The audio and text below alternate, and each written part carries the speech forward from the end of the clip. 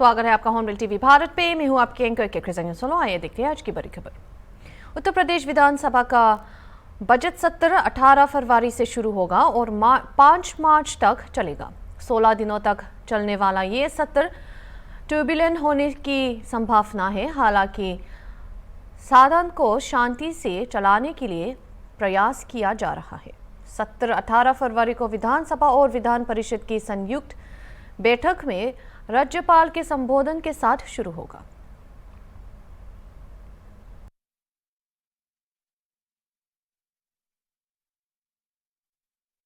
उत्तर प्रदेश के मुख्यमंत्री योगी आदित्यनाथ ने माघ पूर्णिमा के अवसर पर सभी भक्तों और राज्य के लोगों को शुभकामनाएं दी। इसके साथ ही साधुओं और संतों को, धार्मिक नेताओं, कल्पवासियों और भक्तों को शुभकामनाएं देते हुए उन्होंने ट्वीट किया और भगवान श्री हरि से सभी की खुशी, समृद्धि और भाग्य के लिए प्रार्थना की और मां गंगा यमुना सरस्वती से उनकी इच्छाओं को पूरा करने की प्रार्थना की।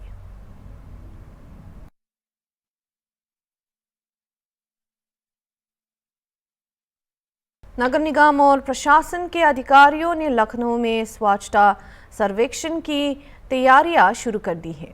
इस संबंध में डीएम लखनऊ, विशेष नगर आयुक्त और अतिरिक्त नगर आयुक्त ने कमांड कंट्रोल रूम का निरीक्षण किया और ये भी जाना कि रोज कितने शिकायतें हल की जाती हैं। हॉर्नबिल टीवी ने स्मार्ट सिटी के कंट्रोल रूम के प्रमुख के साथ एक विशेष बातचीत की।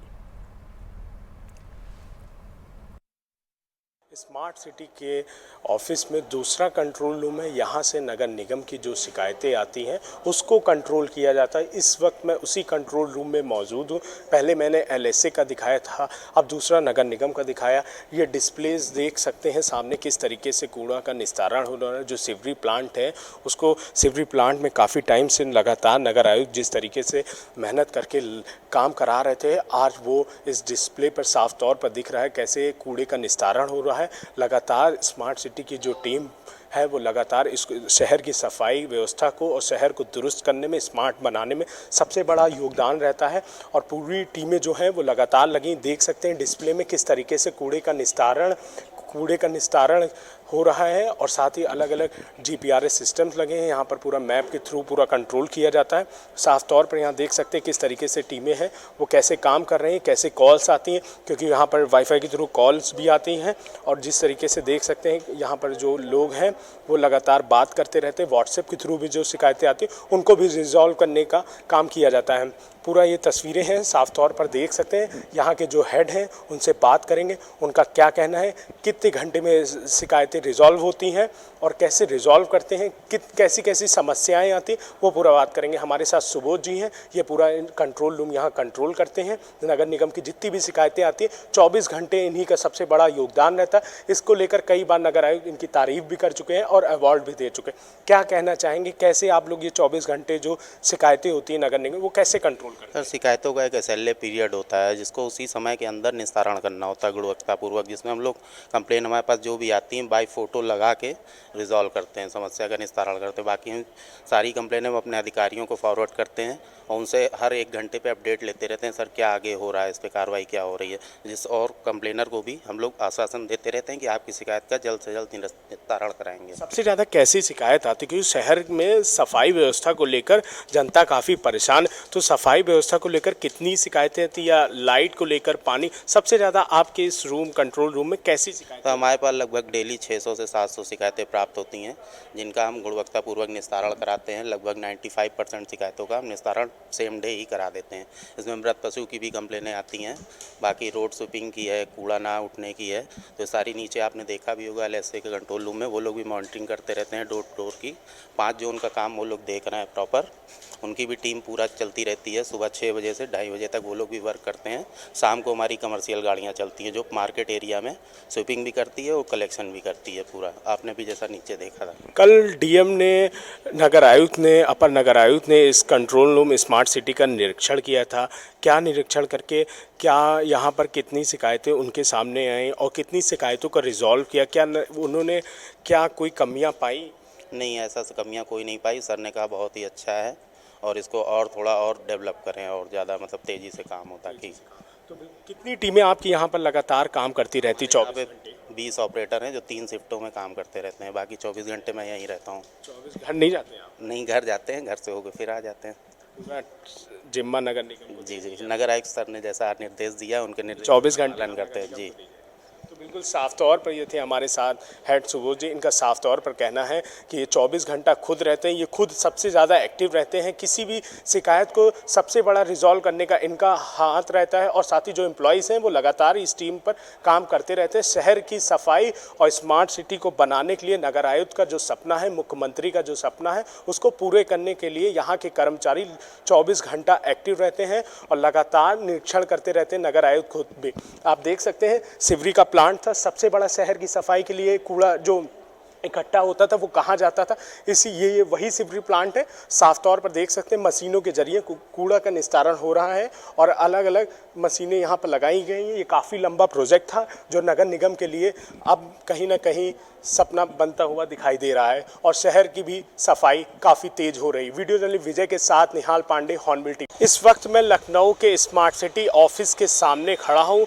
आज आपको दिखाऊंगा किस तरीके से शहर की सफाई में जो LSA काम कर रही, वो कैसे काम कर रही है। ये वही स्मार्ट सिटी जहाँ पर कंट्रोल रूम बनाया गया है और आप देख सकते हैं पूरा अंदर जिस तरीके से यहाँ पर जो टीमें हैं वो लगातार काम करती रहती हैं।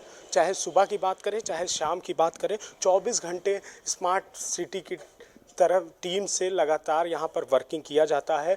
जिस तरीके से जो यहाँ पर गाड़ियाँ होती हैं उनको कैसे ट्रैक किया जाता है और कैसे कंट्रोल किया जाता है, जो शिकायतें होती हैं उनको कैसे रिजॉल्व किया जाता है, ये पूरी टीमें हैं यहाँ पर वर्क करती हैं। कहाँ कहाँ डोर टू डोर गाड़ियाँ कलेक्शन करती हैं, कैसे जा रही हैं, ये मैप के थ्रू मैं अपने कैमरामैन से कहूँगा ज़रा फोकस करके दिखाएँ, पैन करके। यहाँ पर ये डिस्प्लेस चल रही है, मैप चल रही है और यहाँ पर ये जो गाड़ियाँ हैं वो कहाँ कहाँ चल रही वो भी दिखाता रहता है। ये वही स्मार्ट सिटी का कंट्रोल रूम है जहाँ पर LSA पूरा वर्किंग करता है और यहाँ पर ये डैशबोर्ड बनाए गए हैं और ये पूरा मैप के थ्रू यहाँ पर पूरे शहर में जितनी गाड़ियाँ हैं वो ऊपर काउंट होकर आ जाती हैं। वो 587 वो पूरी गाड़ियाँ हैं जो शहर पर वर्किंग कर रही हैं लगातार। जिस तरीके से साफ़ सफाई की व्यवस्था को दुरुस्त करने के लिए नगर आयुक्त कल यहाँ पर DM, नगर आयुक्त और अपर नगर आयुक्त ने निरीक्षण किया था। यहाँ के जो हेड हैं उनसे बात करेंगे, उनका क्या कहना है, कैसे वो वर्किंग करते हैं, उनसे बात करेंगे। सर क्या नाम है आपका? अमित कुमार चौधरी। आप यहाँ हेड कर रहे हैं इतने दिन से, IT देखते हैं। ये कैसे आप लोग कंट्रोल करते हैं, कैसे ये गाड़ियाँ शहर की सफाई में कैसे शिकायतें रिजॉल्व करते हैं, कितनी शिकायत आती हैं रोज़ाना, और ये जो गाड़ियाँ वर्किंग है कैसे सुबह से वर्किंग होती हैं? सर इसमें 2 तरह की गाड़ियाँ हैं। एक तो हमारी है डोर टू डोर के लिए गाड़ियाँ जाती है, तो हमारे पास पार्किंग है, सारी गाड़ियाँ पार्किंग से 6 से 6:30 बजे के बीच में निकल जाती है। अलग अलग जोन में अलग अलग गाड़ियाँ हैं, फिक्स गाड़ियाँ हैं, वो अपने रूट पे जाती है और रूट पे जाके उनका एक प्लांट फिक्स रूट है, उस पे जाके वो कूड़ा एकत्रित करती है घर घर से जाके। और हम लोग ध्यान देते हैं कि गार्बेज सेग्रीगेटेड हो, गीला कूड़ा अलग हो और सूखा कूड़ा अलग हो, इस बात पर विशेष हम ध्यान देते हैं। ड्राइवर और हमारे IEC की टीम है उसको जाके हमें समझाते हैं नागरिकों को। जो LSA 5 जोनों में जो कूड़ा उठाने की जो प्रक्रिया रहती है वो कितने घंटे में पर डे पूरा कर लेती है? सुबह गाड़ियाँ 6 से 6:30 बजे के बीच निकल के अपने अपने वार्ड में चली जाती है और लगभग 2:30 बजे तक वो अपना काम समाप्त करके वापस अगेन जो है अपने जोन में चली जाती है, पार्किंग स्थान पर आ जाती है। ये इन तीनों डिस्प्ले के बारे में थोड़ा आप डिस्क्राइब करके बताइए। ये डिस्प्ले जो लगा रखी है इतनी यहाँ पर, इसके ये क्या क्या पूरा प्रोसेस होता है, कुछ आप इसके बारे में बता सकते हैं क्या? ये बता सकते हैं इसके बारे में, क्या कहना चाहेंगे? हाँ जी, ये इस पे जो है एक से हम लोग जो है गाड़ियों की लाइव मॉनिटरिंग करते हैं और देखते हैं कि गाड़ियाँ की लाइव लोकेशन कहाँ पे है। और ये जो मैप, ये जो स्क्रीन चल रही है, जो 1 2 3 4 5 जो ग्रीन ये डॉट्स बने, ये क्या है? ये गाड़ियों की संख्या बता रहा है उस लोकेशन के आसपास कितनी गाड़ियाँ हैं। ये 6 गाड़ियाँ जहाँ दिख रही है वहाँ पे 6 गाड़ियाँ उस एरिया में है अभी खड़ी है। जो ग्रीन है मतलब वो चलती हुई गाड़ियाँ है, जो हॉल्ट पे है वो हॉल्ट की तरह, येलो की तरह हॉल्ट पे दिखा रहा है गाड़ियाँ। अच्छा, ये जो आप लोग ने ये बोल्ट्स में ये अप्रैल, मार्च, मई, जून ये परसेंटेज कंप्लेंट्स और ये कितनी कंप्लेंट्स आ जाती मंथ में और कितनी रिजॉल्व करते हैं? सर मोटा मोटी पर डे का एवरेज जो है 40 to 50 कंप्लेन आती है और हम लोग जो है मैक्सिमम 3 to 4 आवर में उसको रिजॉल्व कर देते हैं अपनी टीम के माध्यम से।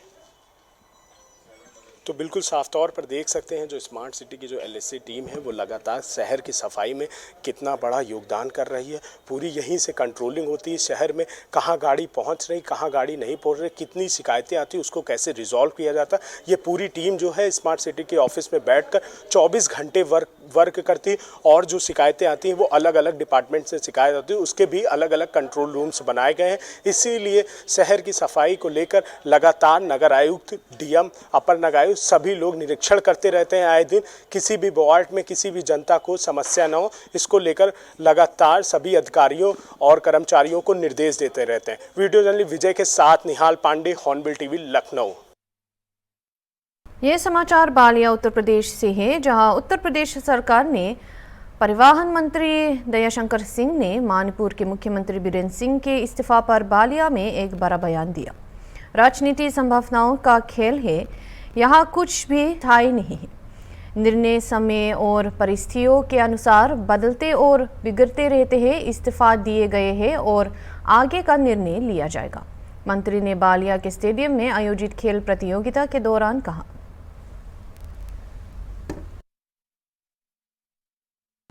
मणिपुर के मुख्यमंत्री ने इस्तीफा दिया सर, क्या स्थितियाँ इतनी बुरी हो गई कि उन्हें आज इस्तीफा देना पड़ा इतने लंबे समय बाद सर? उनके इस्तीफे को कैसे देख रहे हैं सर? क्या स्थिति वाकई में मणिपुर की खराब है?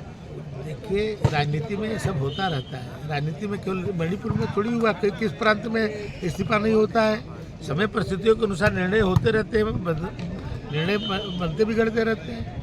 ये तो राजनीति संभावनाओं का खेल रहती है, कोई परमानेंट कोई थोड़ी है। ये राजनीतिक मतलब ये निर्देश है या फिर वाकई में मणिपुर की घटना को लेकर के इस्तीफे हुए हैं सर?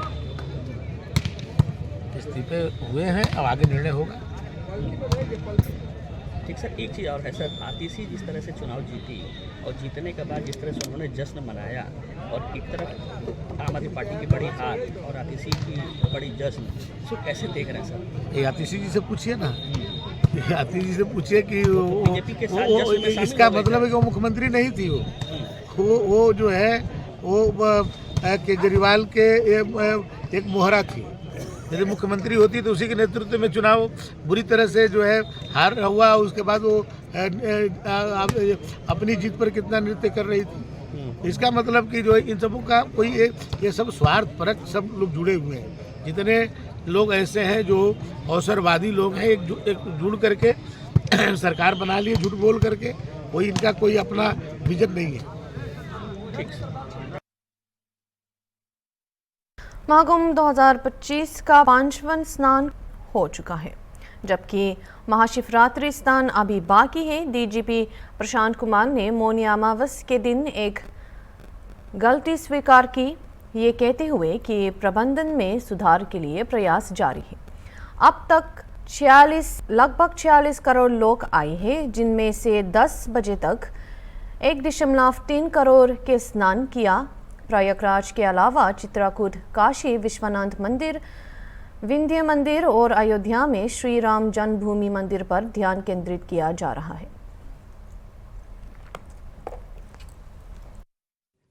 महाकुंभ 2025 का ये 5वां स्नान है और आपने सही फरमाया कि जो 3 अमृत स्नान थे उसके अतिरिक्त ये तीसरा मुख्य स्नान है। इसके बाद से महाशिवरात्रि का भी स्नान होना बाकी है।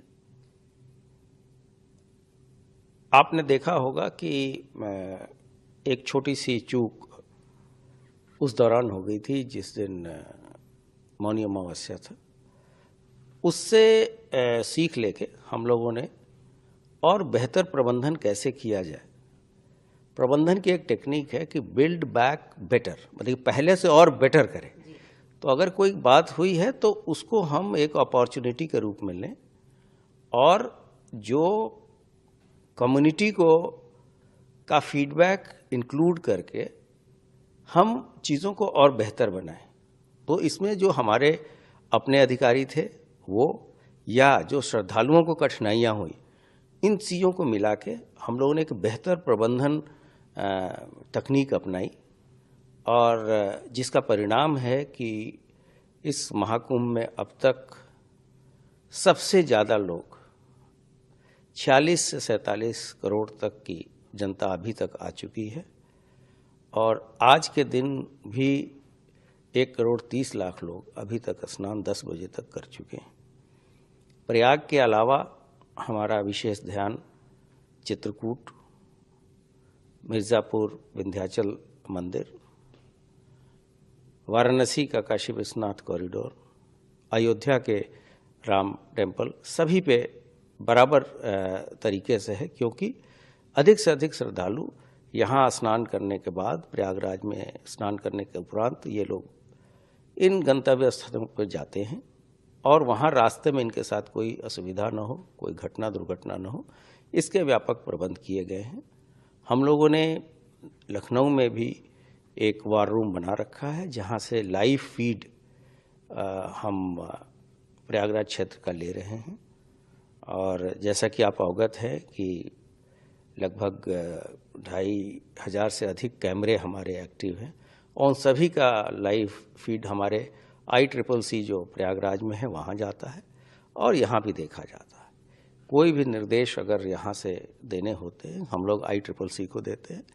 वहाँ एक काफ़ी सीनियर IPS ऑफिसर को प्रभारी बनाया गया है। इसके अलावे जो इंसिडेंट कमांडर होते हैं वो वहाँ पे स्वयं मौजूद रहते हैं, सीनियर ऑफिसर, और जो निर्देश यहाँ से मुख्यालय से दिए जाते हैं उसका इम्प्लीमेंटेशन, क्रियान्वयन वो लोग फील्ड पे कराते हैं। तो ये जो बेहतर प्रबंधन और भीड़ नियंत्रण के बारे में जो प्रबंधन किए गए उसका ये सुखद परिणाम है कि चीज़ें बहुत ही व्यवस्थित और सुनियोजित तरीके से भीड़ होने के बावजूद चीज़ें चल रही हैं। क्या मैनेज किया? मैंने पहले भी कहा है कि इसमें कोई एडमिनिस्ट्रेटिव लैप्स नहीं है। ये हमारा पब्लिक का इतना ओवरवेलमिंग रिस्पांस है, इतनी अधिक संख्या में लोग आ रहे हैं और आप देखेंगे कि मेले की शुरुआत से अब तक जिस वर्ग के लोग आ रहे हैं उसमें भी काफ़ी अंतर हुआ है। अब छोटी गाड़ियों से लोग आ रहे हैं, पहले ट्रेन्स और बसेस से लोग आ रहे थे। तो लोगों के आने के मोड ऑफ ट्रांसपोर्ट में भी अंतर हो रहा है तथा उनकी जो बहुत सारे लोग इसलिए शुरू में नहीं आए कि अब भीड़ कम होगी, लेकिन कुंभ का इतना विश्वव्यापी इसकी पहुंच हो गई है कि सभी पूरे संसार से लोग आ रहे हैं। भारत के भी प्रत्येक राज्य के कोने कोने से लोग यहाँ पहुँच रहे हैं। रेलवे के द्वारा प्रतिदिन, जैसे मुख्य स्नानों के दिन तो 5 लाख से अधिक लोग ट्रैवल करते हैं, आते और जाते हैं, और उसके लिए 400 से अधिक गाड़ियाँ लगाई जाती हैं। सामान्य दिनों में भी यह संख्या 3 से 3.5 लाख होती है तथा करीब 350 ट्रेनें चलाई जाती हैं। और इसके अलावा हज़ारों की संख्या में, लाखों की संख्या में 4 व्हीलर्स का सिटी में आना, फिर उनको वापस भेजना, ये अपने आप में बहुत चुनौतीपूर्ण और बहुत ही मेटिकुलस प्लानिंग की बातें हैं। और मैंने कहा था कि मुझे अपने जो हमारे साथी फील्ड में लगे हैं और वो बिना किसी शस्त्र के लगे हैं, और मैं उनको सल्यूट करता हूँ, उनके धैर्य को, उनके ट्रेनिंग को, कि पिछले 1 महीने से लगातार लोग फील्ड में अपना। प्रयागराज महाकुंभ में मौनी अमावस के स्नान महोत्सव के दौरान भागदौड़ और बड़े जाम की घटनाओं के बाद प्रशासन ने माघी पूर्णिमा पर कदम बढ़ाया है और अतिरिक्त सतर्कता बढ़ाती जा रही है। मुख्यमंत्री योगी आदित्यनाथ ने इस बार पूरे सिस्टम की जिम्मेदारी लेते हुए भीड़ को किसी भी स्थिति में नियंत्रित करने और भक्तों की सुरक्षा सुनिश्चित करने के लिए विस्तृत व्यवस्थाओं के संबंध में सख्त निर्देश दिया है।